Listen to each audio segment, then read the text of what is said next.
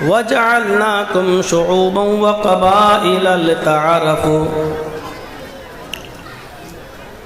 इन्न अक्रमकुम इंदल्लाहि अत्क़ाकुम।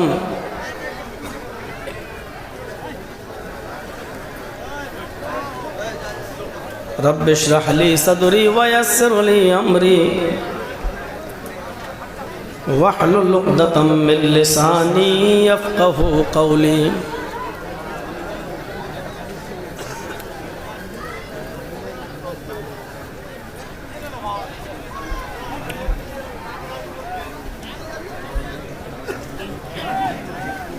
इस अज़ीम शान इजलास के सदर मोहतरम, स्टेज पर बैठे हुए इलाके के मुअज़्ज़ज़ और बावक़ार अहबाब,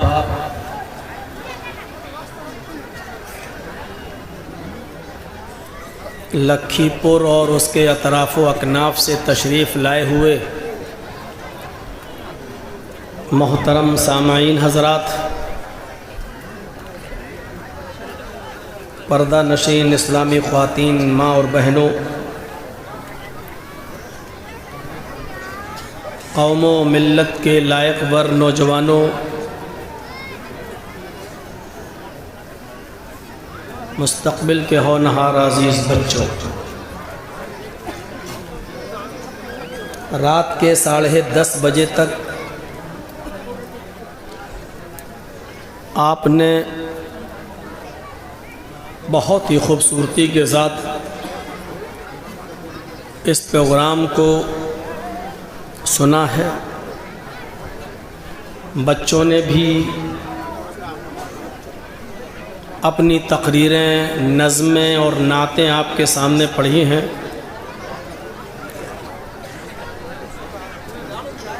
मग़रिब के बाद से उलमाए किराम का ख़िताब भी आप सुन रहे हैं।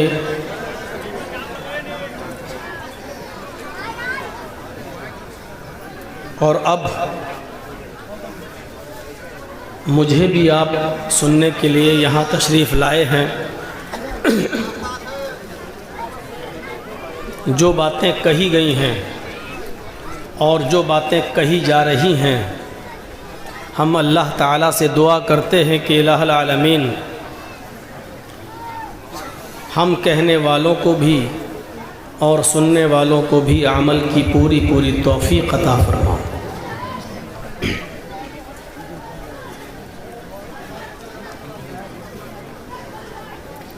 ये दुनिया दारुल अमल है। यहाँ हम एक फसल को बोने के लिए आए हैं और उस फसल की पैदावार अच्छी हुई या बुरी, वो हमें आखिरत के अंदर देखने को मिलेगी। बोएंगे हम यहाँ और उस फसल को काटेंगे हम वहाँ।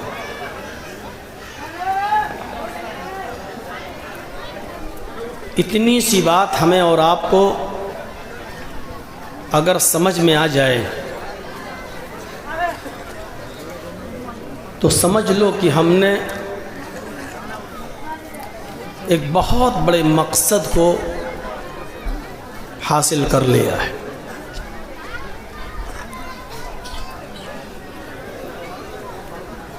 एक और मकसद है हमारा और आपका,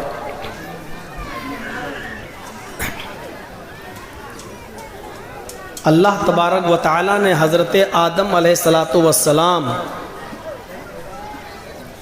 और हज़रत हव्वा अलैहिस्सलाम दोनों को जब जन्नत से निकाला और दुनिया में भेजा तो इन दोनों के ताल्लुकात से ये दुनिया चली और इंसानियत फैली।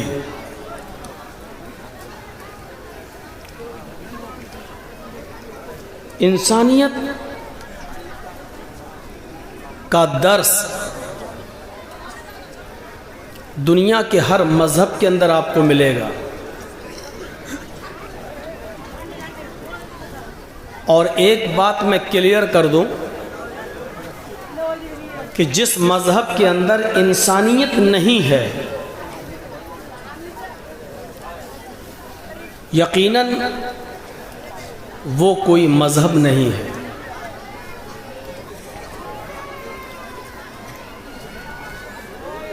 हमारा मज़हब इस्लाम है।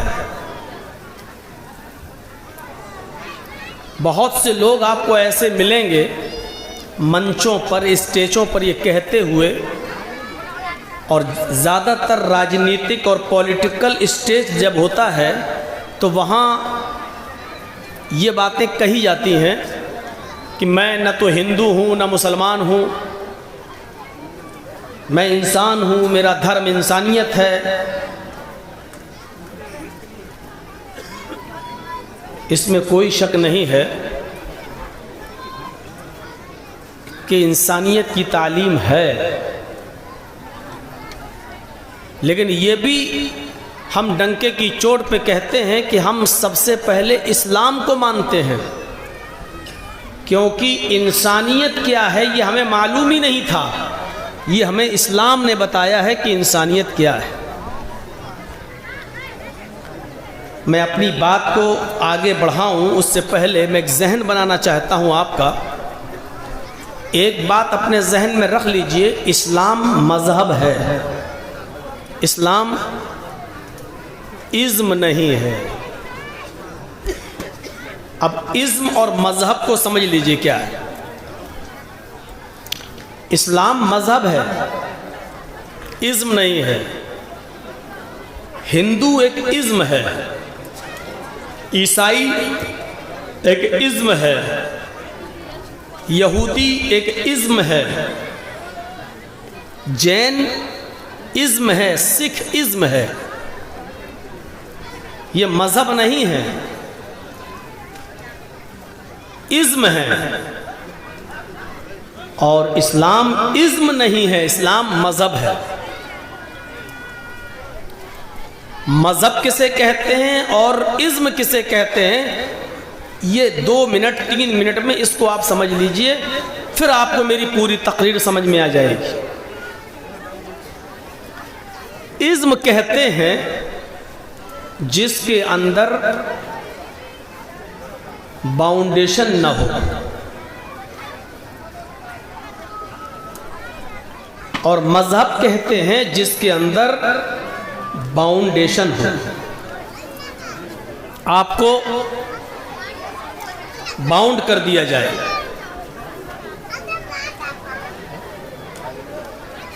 हिंदू धर्म के अंदर है कि गरीबों में दान दो, खैरात करो, लेकिन कितनी खैरात करो, कितनी दान दो, कुछ नहीं है। लाखों रुपए का मालिक 100 रुपए देकर भी छुटकारा पा जाएगा, लेकिन हमारे मज़हब के अंदर जिसके पास 1 लाख रुपया है वो 100 रुपए देकर छुटकारा नहीं पा सकता है। उससे 2500 रुपया लिया जाएगा और गरीबों में और मिस्कीनों में दिया जाएगा। वो 100 रुपए देकर छुटकारा नहीं पा सकता है।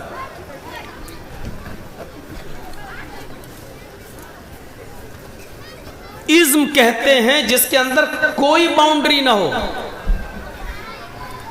खाना पीने में, चलने में, फिरने में, उठने में, रहने सहने में, जिसके अंदर कोई बाउंड्री ना हो। बस ये कहा जाए नींद भर के सोइए, लेकिन कब उठना है कब नहीं उठना है कोई बाउंड्री नहीं है। इस्लाम नाम है मज़हब का, इसके अंदर बाउंड्री है। आपके ऊपर 5 वक्त की नमाज फर्ज है,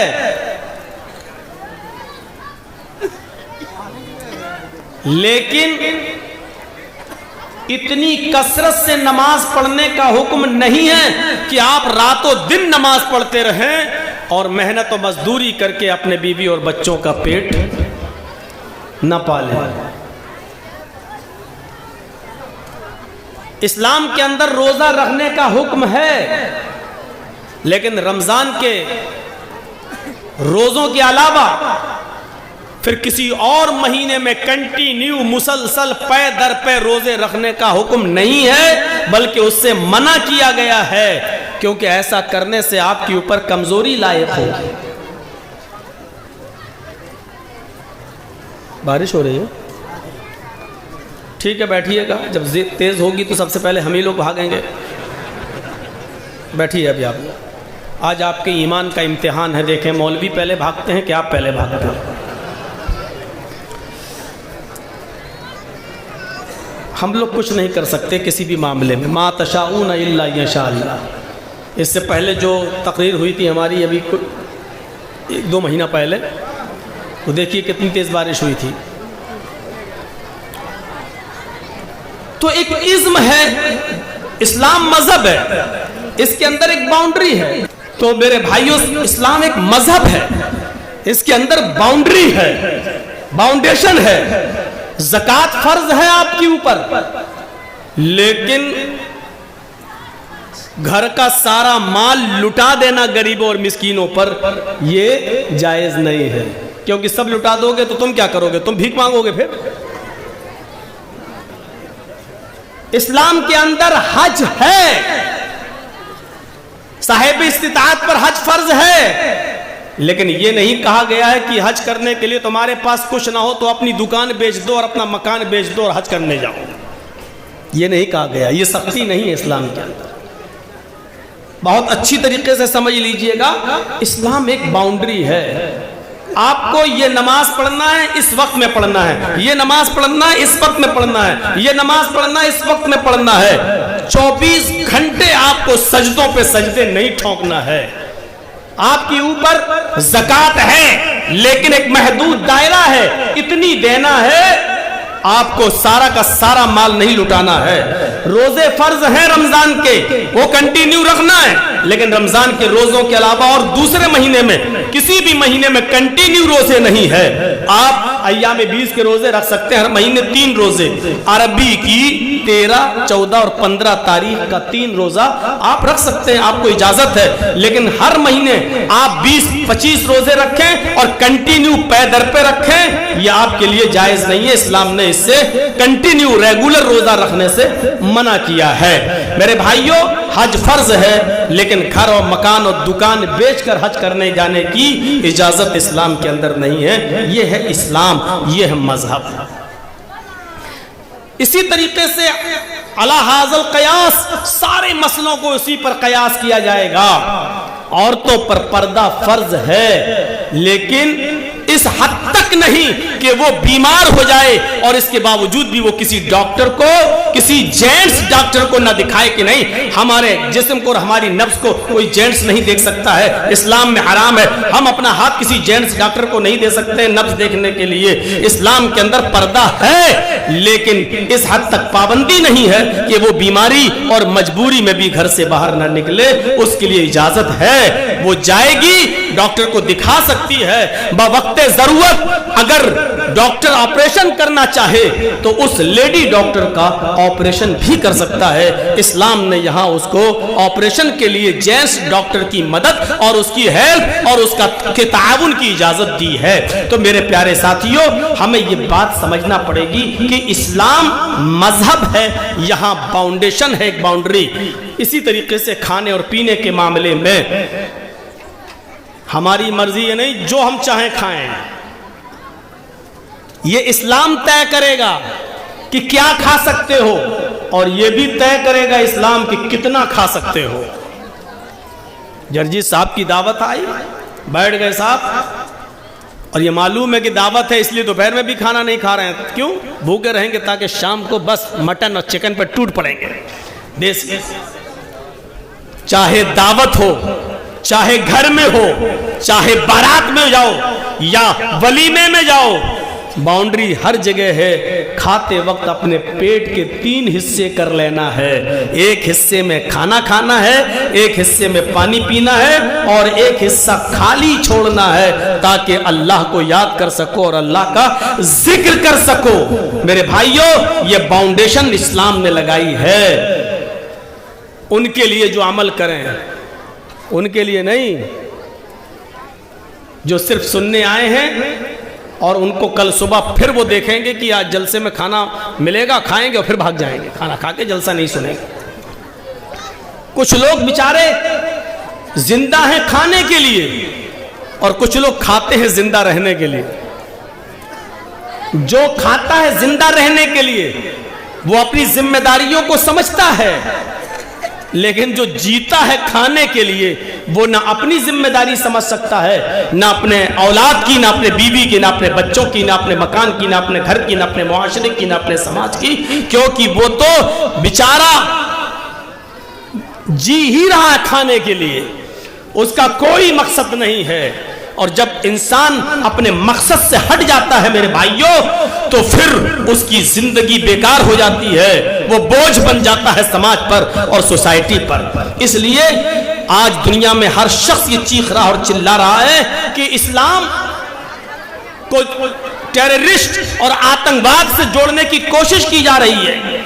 यूपी के मौजूदा दौर के हालात देखिए, बाकायदा जब एक पार्टी के पास विकास, रोजगार के मुद्दे नहीं हैं, कानून व्यवस्था खराब हो चुकी है, तो उनके पास सिवाय इस तरीके की स्पीच देने के और उस स्पीच से हिंदू और मुसलमान करने के और उसके पास अब कोई रास्ता नहीं रह गया है। उनके नेता भगाए जा रहे हैं, पीटे जा रहे हैं, दौड़ाए जा रहे हैं। हालत यहां तक हो चुकी है कि वो अपने स्टेज पर खड़े होकर कान पकड़कर उठा बैठक भी लगा रहे हैं कि हमने 5 साल में कोई काम नहीं किया, हमें क्षमा कर दो, इस मर्तबा एक बार और मौका दे दो, हम देखिए 5 साल में हम तुम्हारे लिए क्या करेंगे। ये सूरत हाल पैदा हो चुकी है। लेकिन उनके बड़े बड़े मंत्री आज भी ध्रुवीकरण करना चाह रहे हैं। देखो हमने राम मंदिर बनवाया या नहीं, देखो आजम खां जेल में है या नहीं, देखो मुख्तार अंसारी जेल में है या नहीं, देखो हम अगर सरकार में नहीं आए तो आजम खां छूट जाएगा, मुख्तार अंसारी छूट जाएगा, अतीक अहमद छूट जाएगा। इस तरीके की भाषा यूज करके और सिर्फ मुस्लिम क्रिमिनल लोगों का नाम लेकर ध्रुवीकरण करने की कोशिश करके मुसलमानों को किसी न किसी शक्ल में इंसानियत से निकालने की कोशिश की जाती है कि ये इंसान ही नहीं है। कभी हिजाब का मुद्दा उठाकर, कभी आप देखिएगा इसके बाद फिर एक मुद्दा उठेगा, किसका? जनसंख्या बढ़ रही है, अब एक कानून लाया जाए, हम दो हमारे दो, एक दबेगा दूसरा उठेगा, दूसरा दबेगा तीसरा उठेगा, तीसरा दबेगा चौथा उठेगा, ये एक एक करके उठेंगे, क्योंकि अब राजनीति के लिए यही चीज रह गई है जो जितना ज्यादा मुसलमानों को अलग करके हिंदुओं को एक कर दे, वो समझता है कि मैं ही बस बादशाह बन सकता हूं, मैं ही राजा बन सकता हूं। इसलिए आज के इस दौर में इंसानियत के मौजू पर गुफ्तगू करना बहुत जरूरी है। इस्लाम, मैं डंके की चोट पर कहता हूं, इंसानियत का सबसे बड़ा दर्स और इंसानियत का सबसे बड़ा पाठ अगर किसी ने पढ़ाया है तो वो इस्लाम है। ऐसी इंसानियत आपको कहीं नहीं मिलेगी। आइए पहले कुरान की 1-2 आयतें पढ़ते हैं, तर्जमा करते हैं और आपको बताते हैं कि इंसानियत कहां है। वलक़द कर्रमना बनी आदम व हमलनाहुम फिल बर्रि वल बहर व रज़क़नाहुम मिनत तय्यिबात व फ़ज़्ज़लनाहुम अला कसीरम मिम्मन ख़लक़ना तफ़ज़ीला।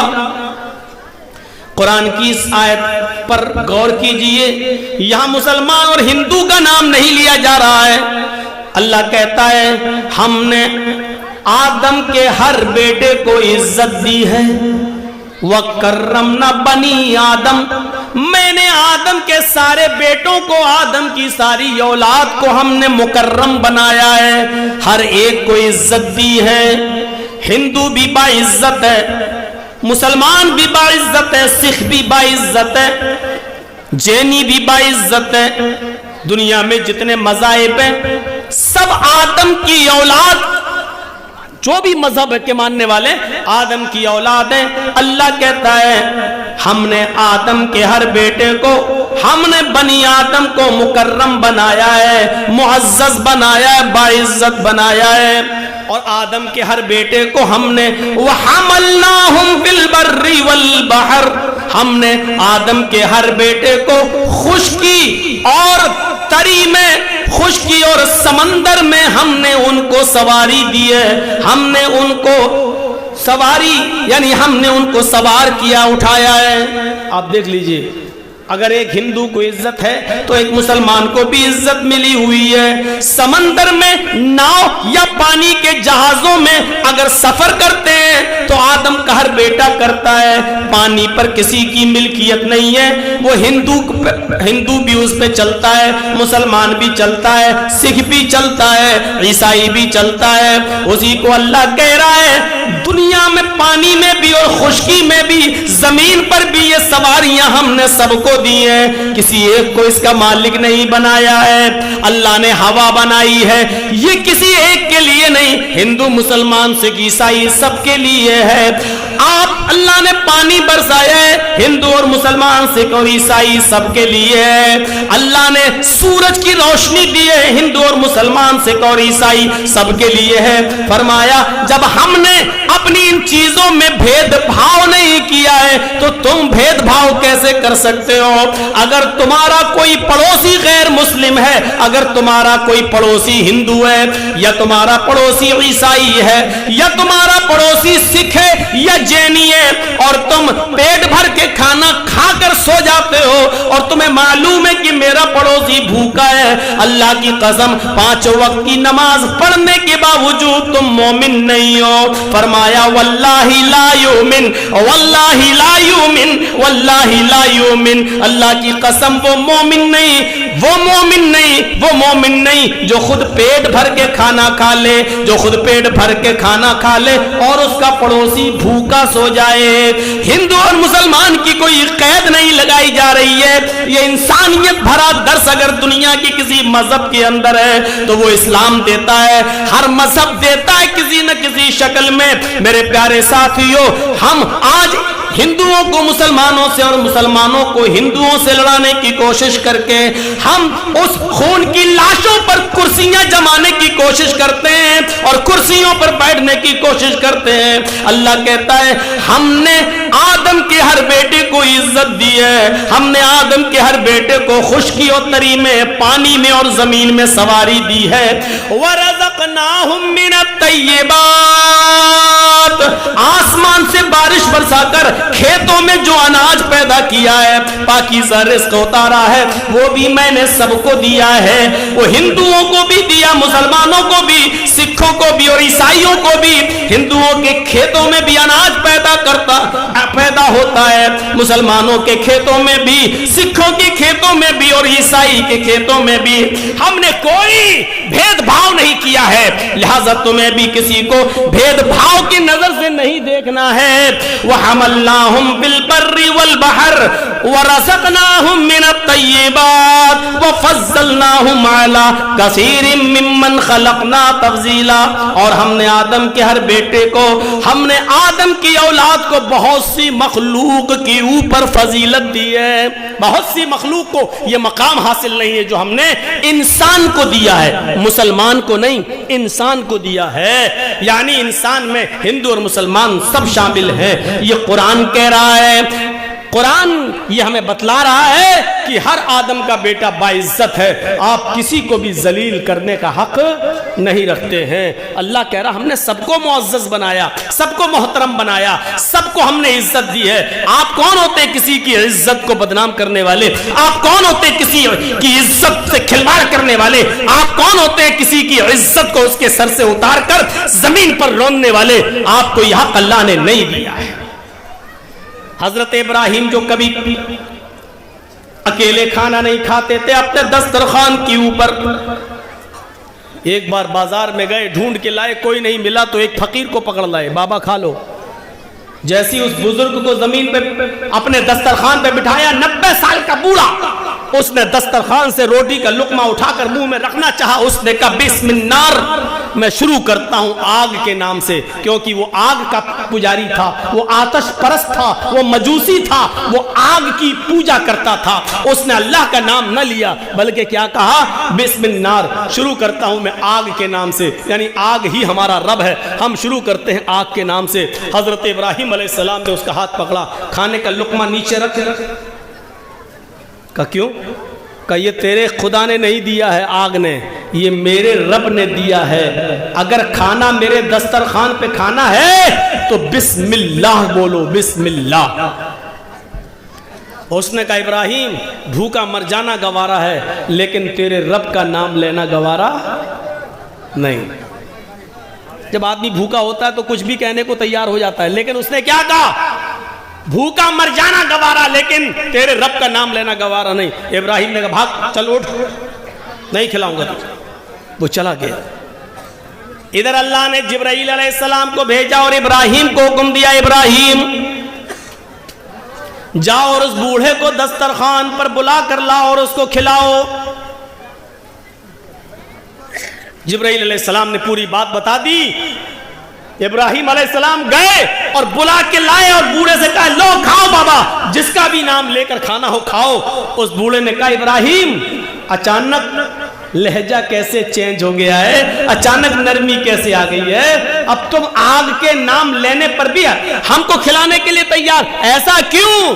कहा इब्राहिम अलैहिस्सलाम ने, बाबा मेरे रब की रहमत को गवारा नहीं हुआ कि उसके दस्तरखान से कोई भूखा चला जाए।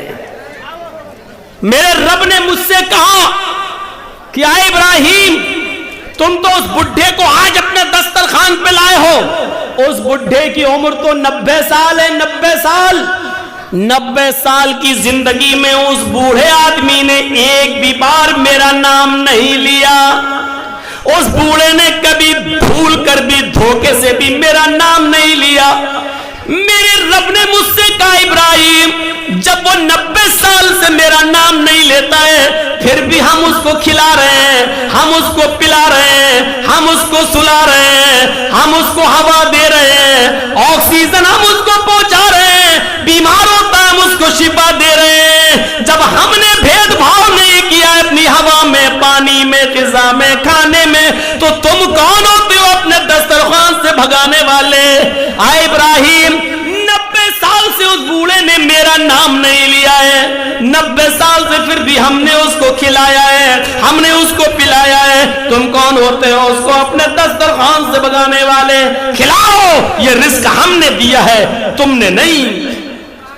जब बूढ़े के सामने ये बात आई तो बूढ़ा कहने लगा इब्राहिम तुम्हारे रब की रहमत को देखकर, तुम्हारे रब की रहमत को सुनकर आज मुझे यकीन आ गया कि वही रब्बुल आलमीन है, वही सारी कायनात का पालने वाला है। आ इब्राहिम अब खाना मैं उस वक्त खाऊंगा जब आप मुझे उसी रब से मेरा रिश्ता जोड़ देंगे, उसी रब से मुझे जोड़ देंगे और मुझे भी उस रब का मानने वाला बना देंगे।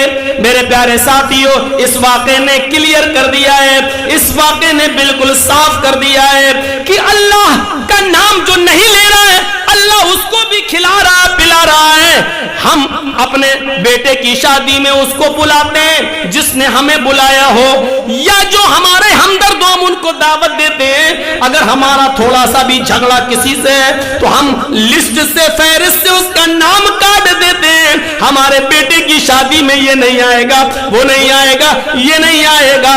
लोगों, हम अपने घर के खाने के दस्तरखान पर अपने दोस्तों को बुलाते हैं, दुश्मन को नहीं। लेकिन अल्लाह रब्बुल आलमीन मोमिनों को भी खिलाता है, काफिरों को भी खिलाता है। अल्लाह वो है जो कभी ये नहीं देखता कि इस बंदे ने कलमा पढ़ा है, ये मेरी इबादत करता है, हम इसको खिलाएं। और ये मंदिर का पुजारी है, देवी देवताओं में आस्था रखता, हम इसको न खिलाएं। मेरे भाइयों, अल्लाह रब्बुल आलमीन की शान करीमी और शान रुबूबियत ये है कि आज तक उसने भेदभाव नहीं किया है, आज तक उसने किसी के दरमियान तफरीक नहीं की है। ये कुरान हमें दर्स देता है कि आप भी किसी के साथ भेदभाव नहीं कर सकते। ये कुरान की अभी एक आयत है जो मैंने आपके सामने रखी है।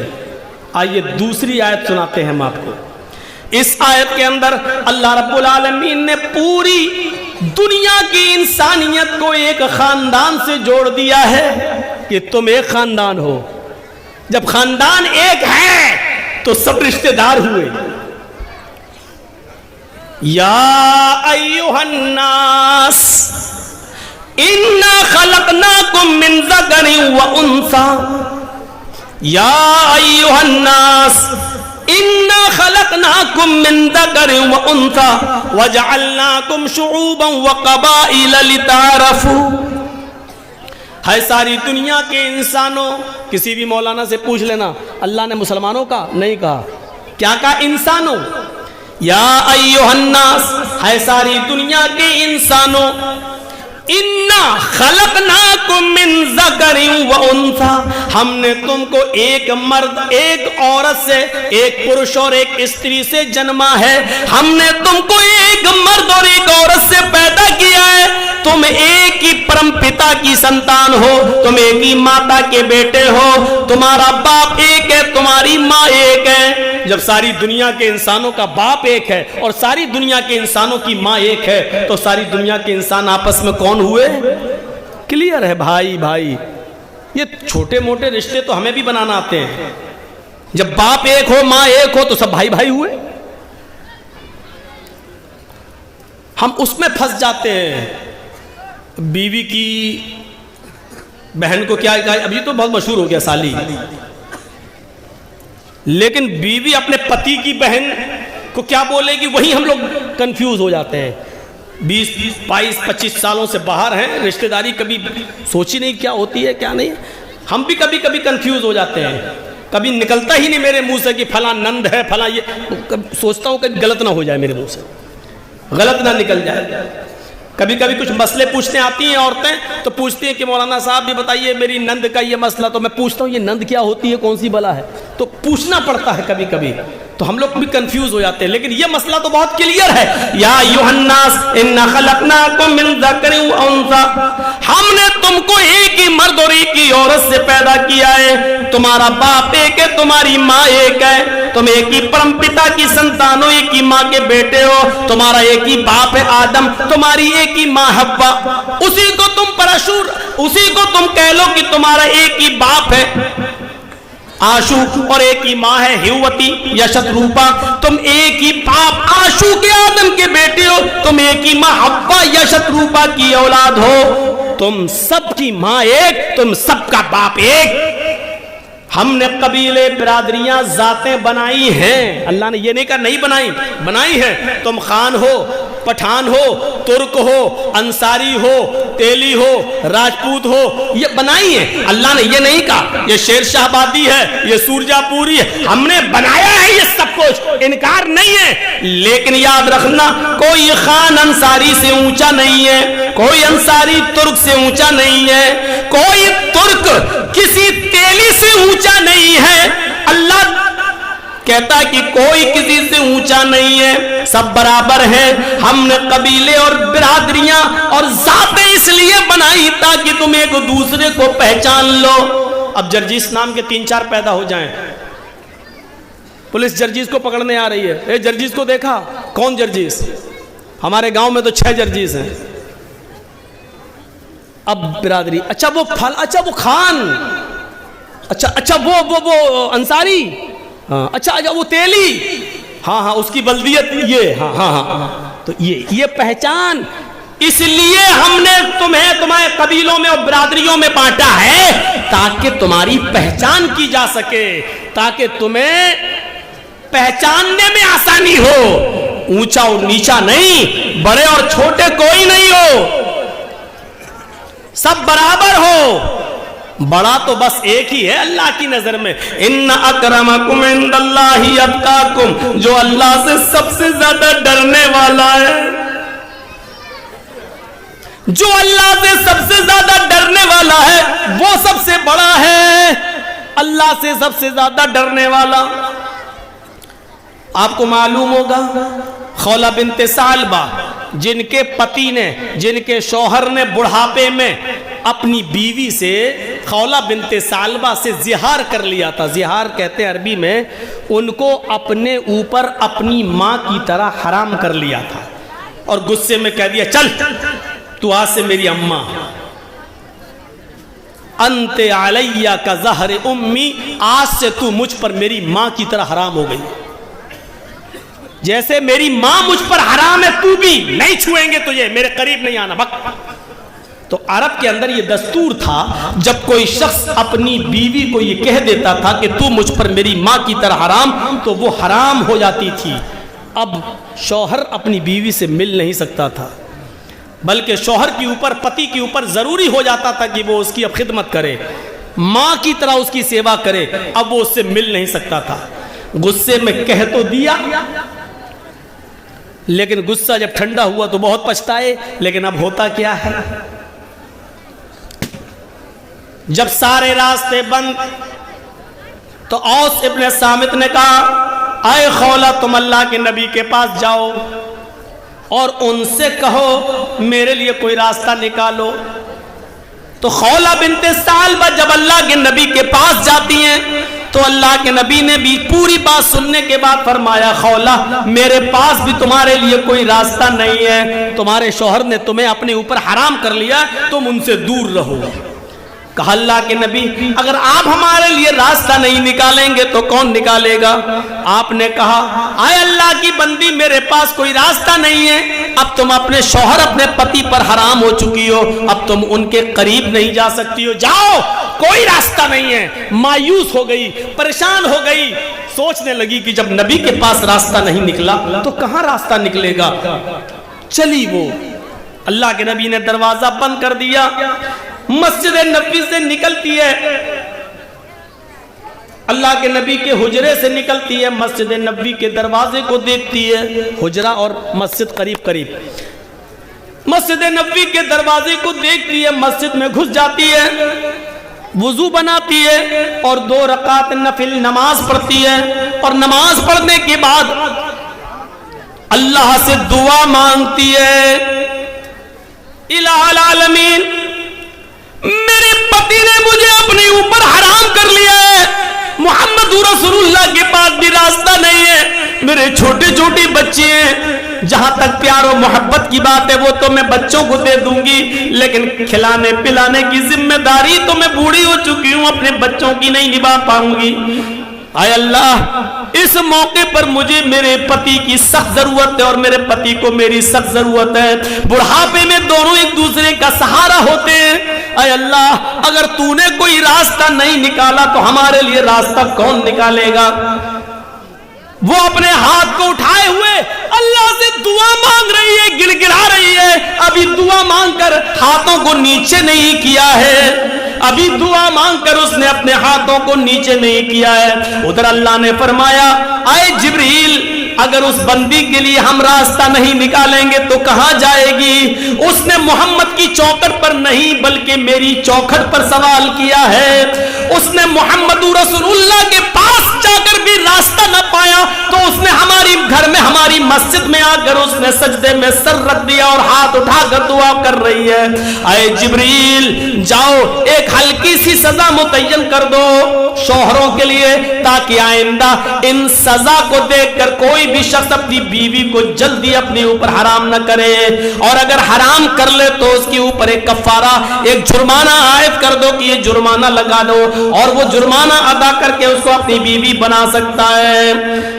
जिब्राइल अमीन आते वही लेकर, अभी इस औरत ने अपने हाथों को नीचे नहीं किया, उधर जिब्राइल अल्लाह के नबी पाक के पास कुरान की आयत लेकर नाजिल होते हैं। कद समी अल्लाहु कौलल्लती तुजादिलुका फी ज़ौजिहा व तश्तकी इलल्लाह। अल्लाह ने उस औरत की बात को सुन लिया जो आपसे बहस कर रही थी अपने पति के बारे में, अपने हस्बैंड के बारे में। व तश्तकी इलल्लाह, और वो अल्लाह से भी फरियाद कर रही, अल्लाह से भी दुआ करती जा रही है। अल्लाह ने उस औरत के लिए रास्ता बदल दिया, और उस एक औरत के रास्ते, एक औरत की वजह से अल्लाह ने दुनिया की सारी औरतों के लिए रास्ता आसान कर दिया है, सारी औरतों के लिए रास्ता बना दिया है।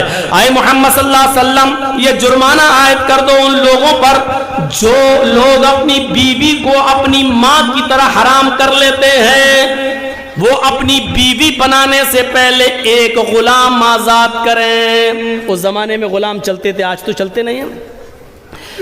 गुलाम आजाद करें, एक गुलाम आजाद करके अब अपनी बीवी को बीवी बना सकते हैं, जिसको मां की तरह हराम कर लिया उसको। अगर गुलाम आजाद करने की ताकत नहीं है तो 60 रोजे रखें बतौर सजा के। ये रोजे कंटिन्यू रखना पड़ेंगे, सजा वाले रोजे कंटिन्यू, क्योंकि सजा में मजा तभी है जब सजा का एहसास हो। कंटिन्यू सजा, शहरैनी मुतताबिऐन, कंटिन्यू रेगुलर। 55 रोजे आपने रख लिए, 55 रोजे रख लिए, चलो एक रोजा छोड़ देते, थोड़ा सस्ता लें, फिर 5 बाद में पूरे कर लेंगे।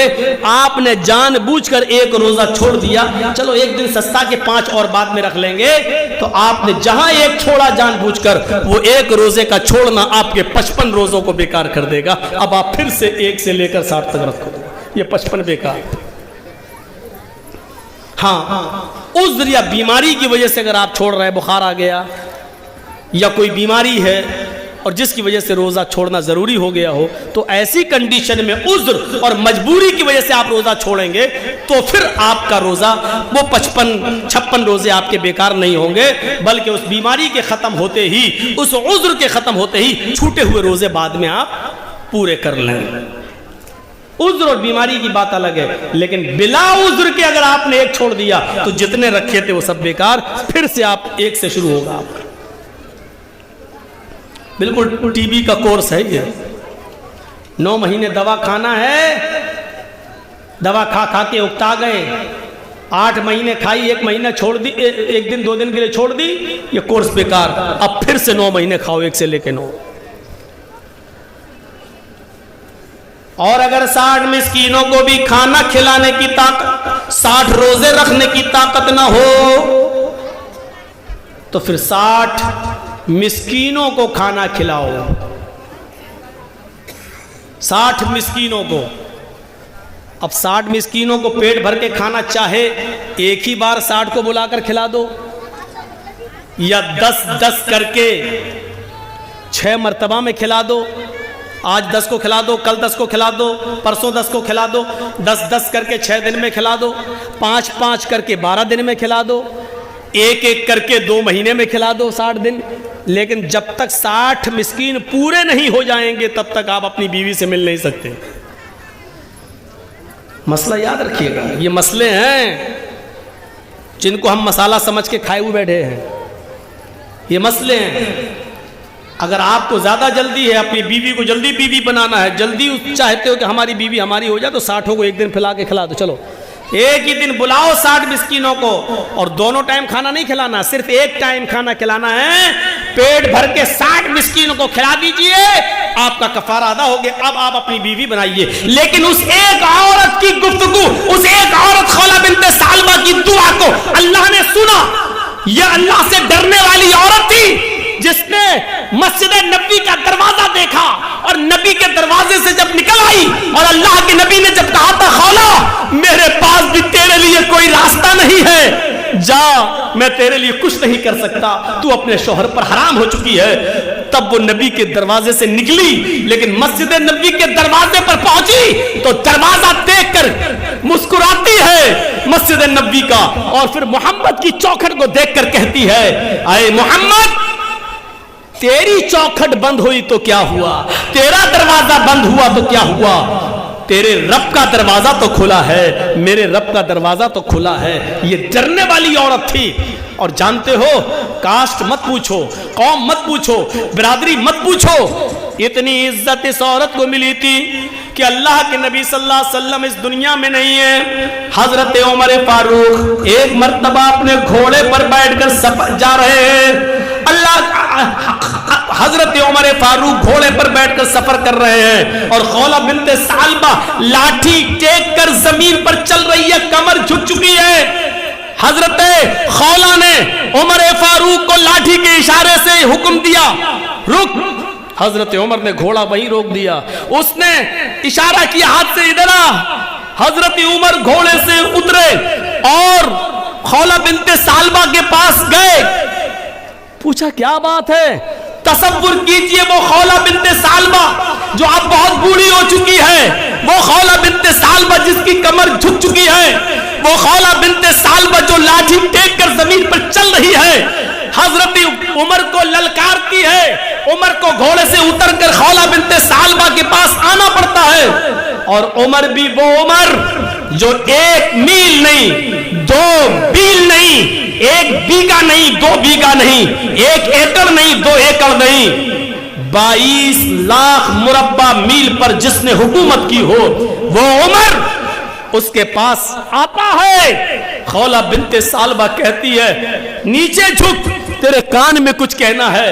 हजरत उमर ने जब अपना कान नीचे किया, खौला बिन्ते सालबा ने कुछ भी कहा, पता नहीं चल सका कि वो क्या कहा। खौला बिन्ते सालबा ने उमर के कान में कुछ कहा, लेकिन क्या कहा ना उमर ने बताया, ना आज तक किसी को पता चला। लेकिन सहाबा ने उमर फारूक को बड़े ताने दिए। अमीरुल मोमिनीन होकर एक मामूली औरत के सामने झुक गए।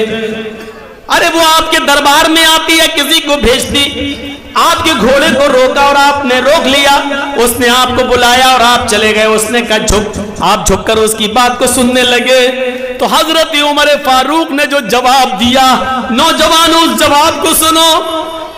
हजरत उमर फारूक ने कहा, आए मेरे साथियों, मेरा दिल भी कर रहा था कि इस औरत की बात न सुने, मैं अपने घर जाऊं और इसको जरूरत हो तो मेरे घर आए, किसी को भेजे। लेकिन मैं उतरा, मैं इसके पास गया, इसने कहा कान नीचे कर, मैंने कान नीचे किया। ऐ साथियों, मैं उस औरत की गुफ्तगू को कैसे न सुनता, उस औरत की बात को कैसे न सुनता, जिसकी बात और जिसकी जबान से निकलने वाले लफ्जों को और जिसकी जबान से निकलने वाले अल्फाज को अल्लाह भी नहीं काट सका। अल्लाह ने भी जिसकी बात को रद्द नहीं किया और रिजेक्ट नहीं किया। ये वो औरत है अल्लाह से डरने वाली, ये वो औरत है, ये तकवा अख्तियार करने वाली वो औरत है जिसकी तकवे की बुनियाद पर अल्लाह ने अर्श पर बैठकर, कुर्सी पर बैठकर इसकी गुफ्तगू को सुना है। जिस औरत की गुफ्तगू को आसमानों वाला रिजेक्ट न करता हो, उमर में इतनी हिम्मत नहीं है कि उसकी बात न सुने और बात सुनकर उसकी बात को पूरा न करे। जिसकी बात अर्श वाले ने सुनी हो, उसकी बात को मैं कैसे काट सकता हूं? ये बुजुर्गी तकवे की बुनियाद पर मिलती है।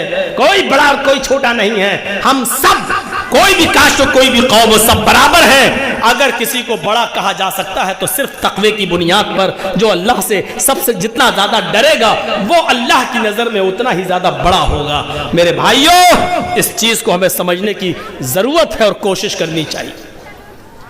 या अय्युहन्नास इन्ना खलकनाकुम मिन ज़करिन व उन्सा व जअलनाकुम शुऊबन व क़बाइला लिताअरफू इन्ना अक्रमकुम इंदल्लाहि अत्क़ाकुम। अल्लाह फरमाता है कुरान करीम के अंदर है संपूर्ण जगत की मानव जाति, है सारी दुनिया के इंसानों, हमने तुमको एक मर्द और एक औरत से पैदा किया है। तुम्हारा बाप एक है, तुम्हारी माँ एक है। आए लोगों, तुम में कोई बड़ा नहीं, कोई छोटा नहीं। इन्ना अकरमकुम इंदल्लाहि अत्क़ाकुम, तुम में सबसे बड़ा वो है जो अल्लाह से सबसे ज्यादा डरता है, जो अल्लाह से सबसे ज्यादा खौफ खाता है। यहां पर आने के बाद अब हमें गौर करना चाहिए। आइए कुरान करीम की एक आयत और आपके सामने पेश करता हूं, उससे आप अंदाजा लगाइए।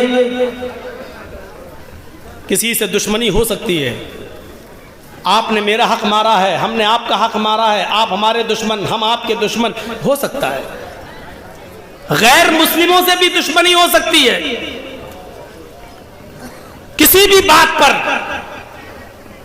लेकिन अल्लाह ने कहा दुश्मनी चाहे जितनी हो, लेकिन दुश्मनी का तकाजा ये नहीं है कि आप अदल और इंसाफ करना छोड़ देंगे और सच्ची बात करना छोड़ देंगे और फैसला करते वक्त आप ये देखेंगे कि जर्जीस मुसलमान है तो फैसला मुसलमान के हक में किया जाए, या हिंदू ये देखेगा कि मेरा आदमी ये है कि मैं इसके हक में फैसला कर दूं। नहीं, कुरान करीम ने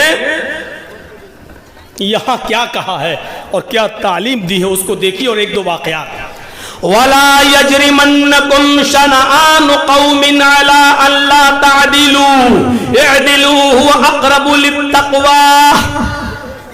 ये कुरान की आयत है, मैं कोई लैला मजनू की कहानी नहीं सुना रहा हूं। सुनिए कुरान करीम की इस आयत ने हमें कितना जबरदस्त हुक्म दिया है। वला यजरिमन्नकुम शनआन कौमिन, किसी भी कौम की दुश्मनी तुम्हें इस बात पर मजबूर न कर दे कि अल्लाह तादिलू, कि तुम उनके दरमियान इंसाफ न कर सको, न्याय न कर सको, न्याय न कर सको, अदल और इंसाफ न कर सको। अगर इस बात पर मजबूर कर दिया तो समझ लो कि आप मोमिन नहीं हैं, मुसलमान हैं और सामने मेरा दुश्मन है। और जर्जीस साहब जज हैं, जज की कुर्सी पर बैठे हैं, मुसलमान हैं, जज हैं, लेकिन मेरी किसी से दुश्मनी है और इत्तेफाक से उसी का मुकदमा मेरी अदालत में आ गया है। अब जर्जीस साहब अपनी दुश्मनी निभाना चाहते हैं कि ठीक है, जिसके साथ इसका मुकदमा चल रहा, फैसला इसके खिलाफ सुनाऊंगा, चाहे वो कितना बड़ा ईमानदार हो, चाहे वो कितना बड़ा हक पर हो। लेकिन जर्जीस साहब अब अपनी दुश्मनी निभा रहे हैं। नहीं साहब, जमीन का झगड़ा है, ठीक है, हम कुछ ना कुछ कानूनी पॉइंट निकाल कर इसको दे देंगे, इसको नहीं देंगे। जैसे हुआ है सुप्रीम कोर्ट तक में हुआ है। 1949 तक मस्जिद थी, कोर्ट मान रही है। 1949 तक नमाज पढ़ी जाती थी, कोर्ट ये भी मान रही है। मुसलमानों ने मंदिर तोड़कर ये मस्जिद नहीं बनाई। जो हिंदू लोगों ने दावा किया है कि बाबर ने मंदिर तोड़कर मस्जिद बनाया, कोर्ट में उस चीफ जस्टिस ने यह भी लिखा उस फैसले में कि हिंदू लोग ये साबित नहीं कर पाए कि मंदिर तोड़कर मस्जिद बनाई गई। यह भी गलत है, मंदिर तोड़कर मस्जिद बनाना भी हिंदू लोग साबित नहीं कर पाए, यह भी कोर्ट ने माना। और इतने लंबे चौड़े फैसले में ये सारी बातें मानने के बाद फिर कहा, चूंकि ये किसी की आस्था का विषय है, चारों तरफ वहां मंदिर ही मंदिर है, अगर वहां मस्जिद बन जाती है तो भजन और गानों की आवाजों की वजह से वहां हिंदू और मुस्लिम झगड़े होते रहेंगे बराबर। कभी इनके भजन की आवाज, कभी इनके माइकों की आवाज, कभी अल्लाहू अकबर की आवाज और कभी उधर मंत्रों की आवाज। लिहाजा ये लड़ाई और झगड़े के सौदे बनते रहेंगे और ये झगड़े का एक बुनियाद बनेगी। लिहाजा इस जगह को हिंदुओं को दी जाती है कि वो अपना मंदिर बनाएं और उस मस्जिद को जो तोड़ी गई है और शहीद की गई है, उस मस्जिद को बनाने के लिए मुसलमानों को उसी अयोध्या में दूसरी जगह 5 एकड़ जमीन दे दी जाती है ताकि वहां जाकर वो मस्जिद बना ले। ये फैसला हुआ है। अब आप अंदाजा लगाइए, क्या ये अदल और इंसाफ है? क्या ये न्याय है? जो दावे तुम्हारे थे कि मंदिर तोड़कर मस्जिद बनाई गई, क्या तुम इस बात को साबित कर पाए? नहीं। मुसलमानों ने यह साबित किया कि 1949 तक नमाज पढ़ी जाती रही। मुसलमानों ने यह साबित किया कि 1949 तक वो मस्जिद रही। मुसलमानों ने यह साबित किया कि वो मस्जिद थी और उसको तोड़ा गया और शहीद किया गया। लेकिन प्यारे साथियों, इसके बावजूद फैसला क्या होता है, इसी को कुरान कह रहा है, वला यजरिमन्नकुम शनानु कौमिन अला अल्ला तादिलू। लोगों, आए मुसलमानों तुम ऐसा मत करना, आए मुसलमानों तुम ऐसा मत करना कि किसी कौम की दुश्मनी तुम्हें इस बात पर मजबूर कर दे कि तुम उसके साथ इंसाफ की बात न कर सको, अदल की बात न कर सको, इंसाफ न कर सको। अदल होना चाहिए, अदल। आइए मैं आपको एक वाकया सुनाता हूं, जबरदस्त वाकया। हजरत अली रजी अल्लाह ताला अन्हु की जिरा खो जाती है।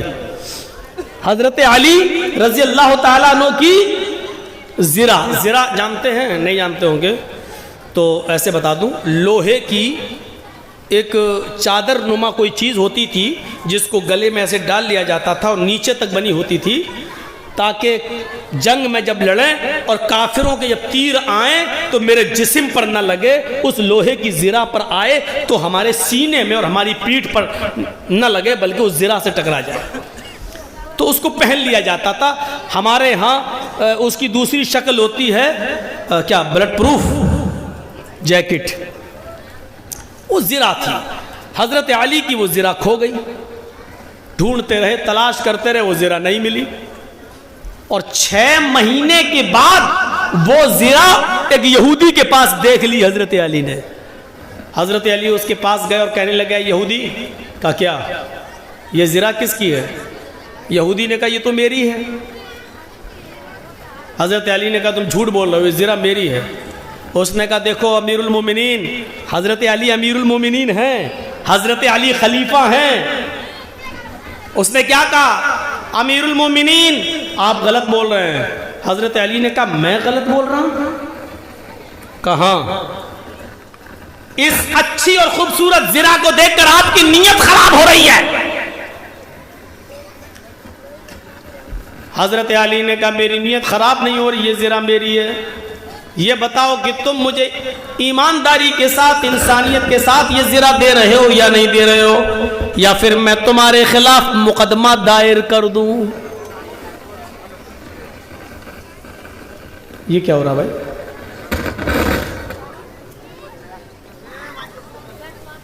तो उस यहूदी ने क्या कहा, अमीरुल मोमिनीन आप शौक से मुकदमा दायर कर सकते हैं, अगर आपको ये जिरा लेना तो अदालत में साबित करो कि ये जिरा आपकी है।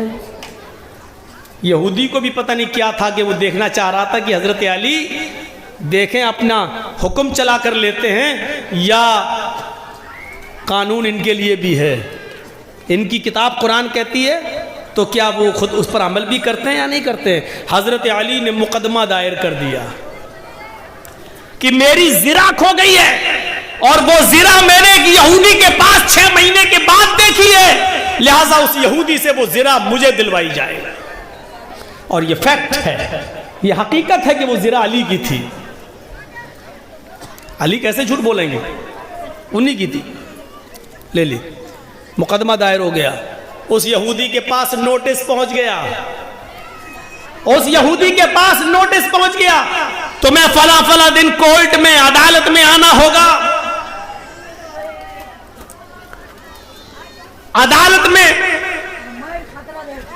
लाया, यहूदी आया, हजरत अली बाहर खड़े, यहूदी भी बाहर खड़ा है। थोड़ी देर में आवाज आती है, काजी शुरैह ने अपने जो दरवाजे पर लगाते हैं आवाज देने के लिए, हजरत काजी शुरैह ने अपने आदमी से कहा, इन दोनों को बुलाओ।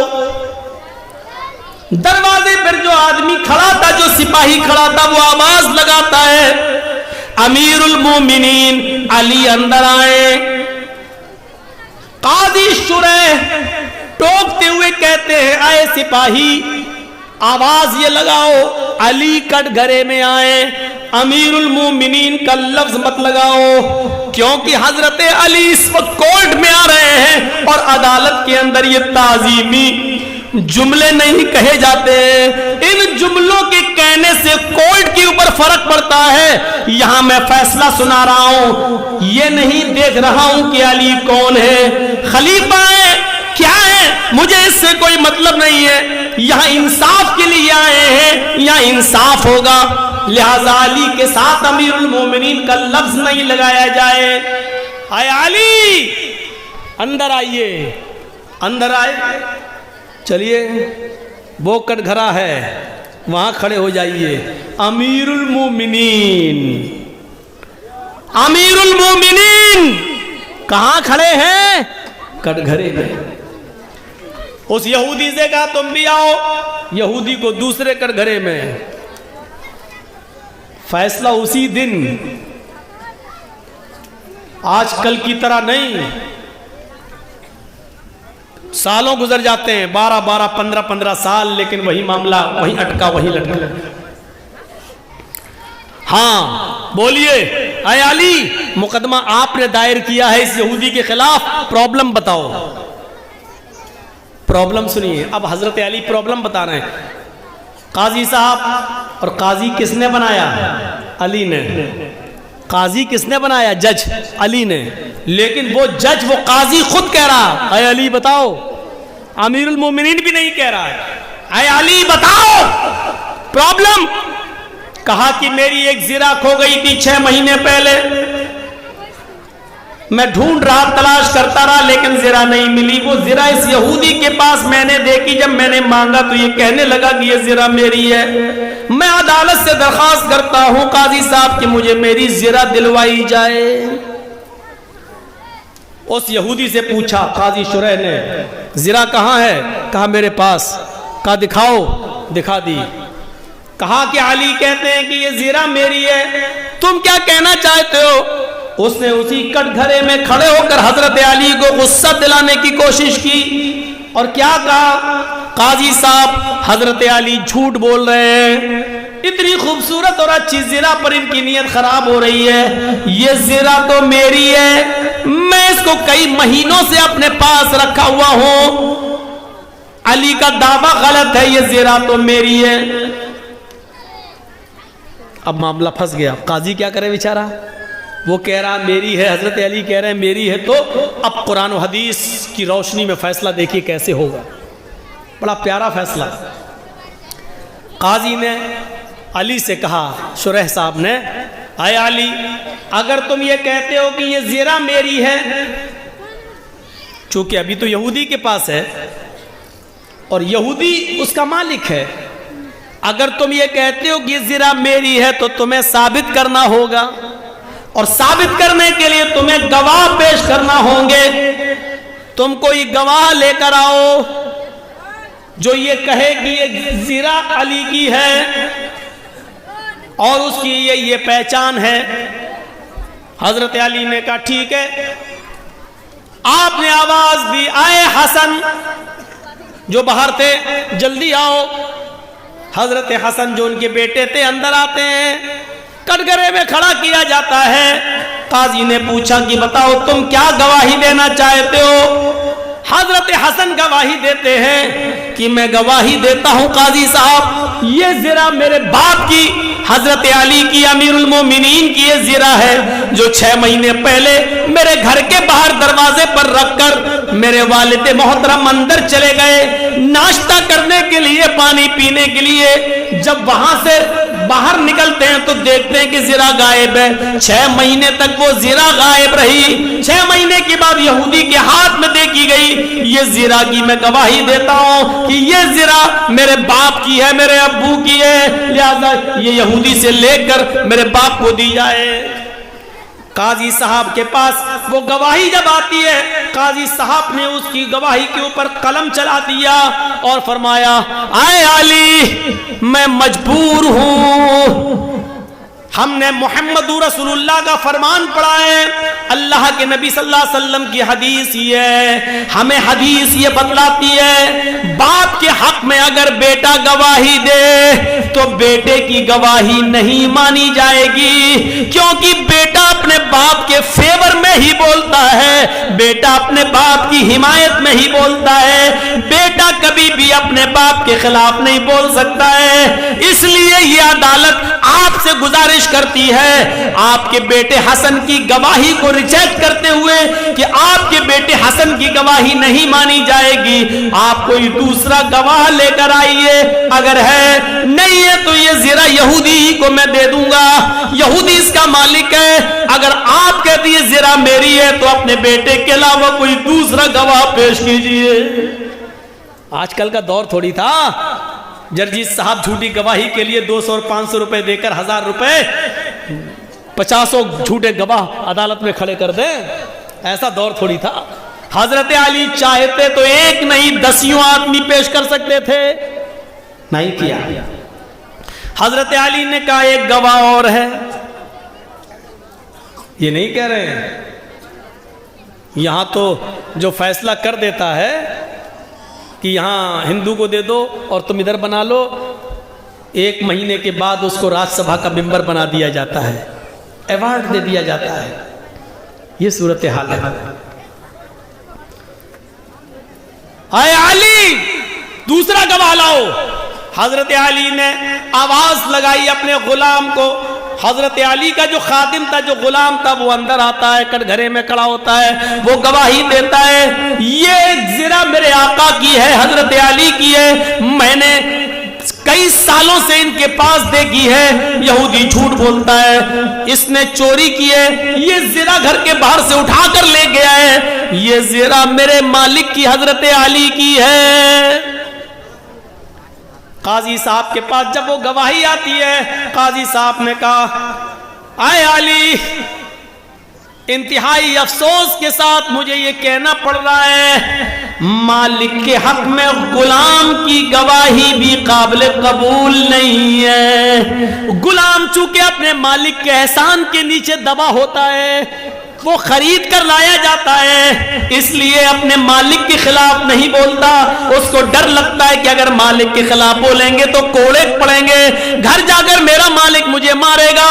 इसलिए मालिक के हक में गुलाम की गवाही भी शरीयत कहती है कि वो काबिल कबूल नहीं है, लिहाजा आपके गुलाम की गवाही भी नहीं मानी जाएगी। कोई और गवाह हो तो पेश करो। अमीरुल मोमिनीन चौथे खलीफा हैं, बरवक्त खलीफा मौजूद हैं, अदालत भरी पड़ी है यहूदियों से, ईसाइयों से और मुसलमानों से।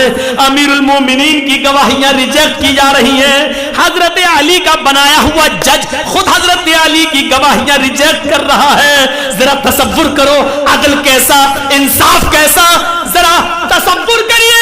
इस इंसाफ को देखकर कभी महात्मा गांधी ने कहा था ऐसा अदल और ऐसा न्याय और इंसाफ अगर भारत के अंदर कायम हो जाए तो भारत अमन और शांति की चिड़िया बन जाए, इसके अंदर कभी खून और खराबा ना हो, अमन और शांति का गहवारा बन जाए। ये मुल्क ऐसे ही अदल और इंसाफ की वजह से मेरे भाइयों आप अंदाजा लगा सकते हैं, ऐसी अदल और इंसाफ की वजह से लोग इस्लाम के दायरे में दाखिल होते चले गए। हजरत अली दूसरा गवाह कोई है? हजरत अली ने कहा काजी साहब अफसोस के साथ मुझे कहना पड़ रहा है कि मेरी दोनों गवाहियों को आपने रिजेक्ट कर दिया। मेरे बेटे और मेरे गुलाम के अलावा मेरे पास अब तीसरा कोई गवाह नहीं है जिसने मेरी ज़रा को देखा हो और वो देखकर पहचान भी सके। देखे तो बहुत से लोग हैं लेकिन उसकी जो पहचान इन दोनों को मालूम है वो किसी और को नहीं मालूम है। देखी होगी लेकिन वो ये नहीं कह सकता कि अली ही की है या किसी और की, मैं कैसे जानूं? मेरे पास और कोई तीसरा गवाह नहीं है। जानते हो अब अदालत क्या फैसला सुनाती है? भरी अदालत में अमीरुल मोमिनीन के खिलाफ फैसला सुनाया जा रहा है। काजी शुरह कहते हैं आए यहूदी, इस ज़रा के मालिक तुम हो क्योंकि ये ज़रा तुम्हारी है, तुम्हारे पास है और तुम अपने पास इसको रखते हो। हजरत अली इस ज़रा को अपनी बता रहे थे लेकिन अली इस ज़रा को अपनी बताने के लिए दो गवाह नहीं पेश कर सके हैं, लिहाजा इस ज़रा को तुम्हें दिया जा रहा है। इस ज़रा के मालिक तुम हो, जाओ आज के बाद ये ज़रा तुमसे हजरत अली नहीं मांग सकते। यहूदी उस ज़रा को उठाता है और दिखाता है और कहता है जज साहब, काजी साहब, आपने अपना फैसला सुना दिया है। मैं यही देखना चाहता था कि हजरत अली कहीं झूठे गवाह तो नहीं लाते हैं, और ये देखना चाहता था कि हजरत अली का रोब और दबदबा देखते हुए कहीं आप गलत फैसला तो नहीं सुनाते हैं। आपने वही फैसला सुनाया जो कुरान कहता है, जो हदीस कहती है। लेकिन अब आप भी एक बात सुन लीजिए, आपने जो फैसला सुना दिया, अब इस जिरा का मालिक मैं हूं, लेकिन अब मेरा फैसला सुन लीजिए। हजरत अली बिल्कुल सच्चे हैं। ये जिरा दरवाजे के बाहर रखी थी और मैंने 6 महीना पहले ये जिरा उठाई थी और मैं लेके चला आया था, और जानबूझकर 6 महीने के बाद मैं ये जिरा अली के सामने से लेकर गुजरा। देखें अली पहचानते हैं या नहीं पहचानते, और पहचानते हैं तो जबरदस्ती तो नहीं छीनते, और मुकदमा दायर करते हैं तो देखता हूं फैसला क्या होता है। ये सब मैं आजमाने के लिए कर रहा था। आजमाइश में अली भी कामयाब, इस आजमाइश और इम्तिहान में अदालत भी कामयाब। लिहाजा इस कामयाब अदालत का फैसला और अली की ईमानदारी को देखते हुए अब मेरा फैसला यह है कि यह जिरा अली को दे रहा हूं, और जिसने आपको और अली को यह फैसला करने पर और फैसला मानने पर मजबूर किया है, उस मजहब से मैं भी अपना रिश्ता जोड़ रहा हूं। अशहदु अल्ला इलाहा इल्लल्लाह व अशहदु अन्ना मुहम्मदन अब्दुहु व रसूलुहु। ये कलमा पढ़कर वो यहूदी इस्लाम की आगोश में और इस्लाम की गोद में आ जाता है। मेरे भाइयों, ये अदल हुआ करते थे।